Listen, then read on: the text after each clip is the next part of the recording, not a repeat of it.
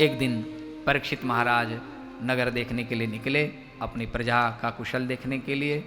तो कली का प्रवेश देखा, कली को दंड देना चाहा। इसी समय कली उनके चरणों में आया।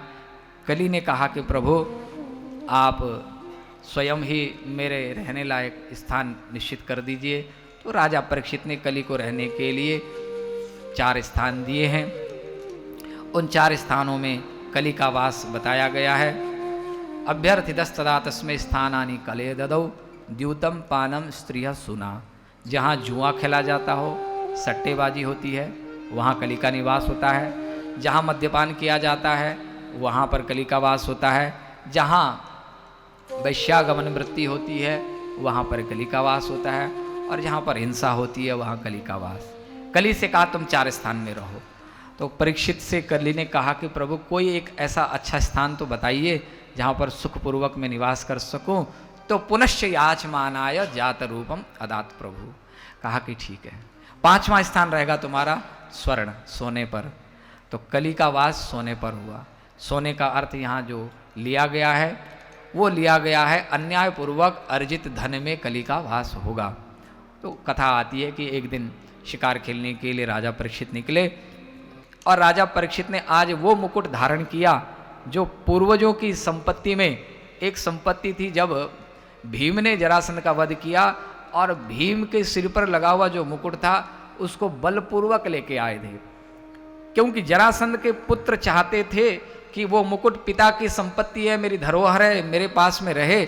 लेकिन भीष्म को लालच आया और अन्यायपूर्वक वो लाए थे, क्योंकि जरासंध के पुत्र की प्रसन्नता से तो नहीं लाए थे। जब सामने वाले को प्रसन्नता ना हो, उसको दुख दे करके आप कोई चीज उपलब्ध करते हो, तो वो अन्याय अर्जित धन हो गया, और उस धन पर कली का वास है। राजकोष में गए, आज नया मुकुट निकाला, वही पुराना मुकुट जो उनके पूर्वजों ने अर्जित की थी। भीम अन्यायपूर्वक वो मुकुट लेके आए थे, वो मुकुट धारण किया।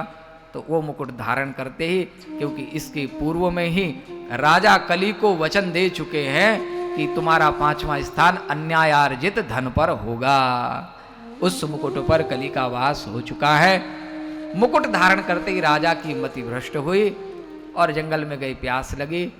एक ऋषि थे जिनका नाम था शमीक, उनके आश्रम कुटिया में पहुंचे। ऋषि ध्यानमग्न थे, जल याचना करी। ऋषि क्योंकि समाधिस्थ थे, उन्हें बाह्य वृत्ति से कोई लेना देना नहीं, अंतर्वृत्ति में थे, बाहर की आवाज सुनाई नहीं दी। इधर राजा को लगा कि मेरा अपमान हुआ, तो राजा ने वहीं पर एक सर्प, जो कि मृत प्राय अवस्था में, वो मरा हुआ तो नहीं था, कहानी बहुत लंबी है, महाभारत में उसका प्रसंग अलग से आता है, ये सब योजना थी इन लोगों की। तो वो मृत प्राय जो सर्प था, वो राजा परीक्षित ने बाण के नोक से ऋषि के गले में डाल दिया कि तुम इसी के लायक हो। इधर शमीक ऋषि के जो पुत्र थे श्रृंगी ऋषि, वो कौशिक नदी में स्नान कर रहे थे। कहीं से खबर लगी, तो शमीक ऋषि के पुत्र श्रृंगी ऋषि ने जो है यहाँ अपने हाथ में जल लिया, और जल लेकर के श्राप दिया। क्या श्राप दिया?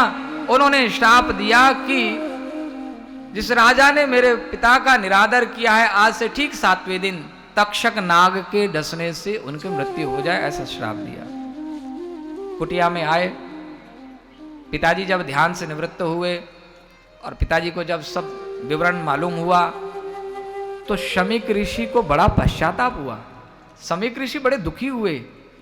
शमीक ऋषि इस बात से दुखी नहीं हुए कि राजा ने मेरा अपमान किया।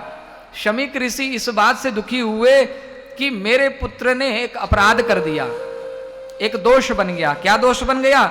नानु, पुत्र से यह दोष बन गया कि जो योग्य राजा था, धर्मपालो नरपति सतु सम्राट बृहस्रवाह साक्षान महाभागवतो राजर्षिर हयमेधयाड क्षुत्रिड श्रमयुतो दीनो नैवास्मत् छापम अर्हति। अपने पुत्र से बोले कि पुत्र, तुमने अनुचित कर्म किया, महाभागवत हैं, अरे राजा परीक्षित भागवत हैं, और ऐसे परम भागवत को तुमने श्राप दिया, ये इसके योग्य नहीं थे, तुमने अनुचित कर्म किया। एक अच्छा शासक हमारे समाज से अब नष्ट हो जाएगा, बहुत ही अनुचित किया।